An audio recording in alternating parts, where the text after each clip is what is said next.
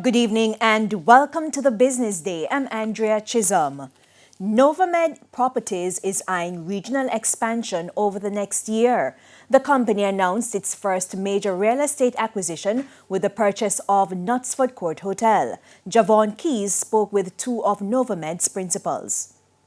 Novamed has been known as a medical solutions company. However, it is now diversifying from its core business. Novamed has recently pivoted into the investment space, and so we launched our M&A arm. So essentially what we do is we invest in healthcare operating assets, so hospitals and clinics, real estate and technology. The company's first major purchase, the Knutsford Court Hotel. With this acquisition valued at more than $40 million, Novamed, through its special purpose vehicle Novamed Properties, will be transforming this space in another 3 months or so to offer a wide range of services. Kevin Donaldson is one of the company's directors. The location will be changed from a hotel into a business, wellness, health park.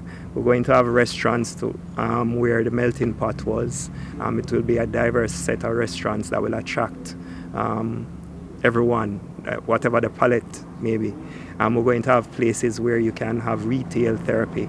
You're going to be able to engage in all types of different business activities here. We expect to have lawyers, we expect to have marketing professionals. Future phases of the revamp could include a high-rise. Founder and CEO of Novamed, Dr. David Walcott, says it's also eyeing regional growth. We've strategically identified several targets, and this is really around the Caribbean that we're looking to invest in. For the past 3 to 4 years, I've traveled around emerging markets, Africa, Asia, Latin America, trying to understand the sort of ideal acquisition targets from, again, the tech side, from the real estate side, from the operating company side. And so we've identified a series of assets that we see as extremely promising. And so, we're pursuing them aggressively over the course of the next 12 months.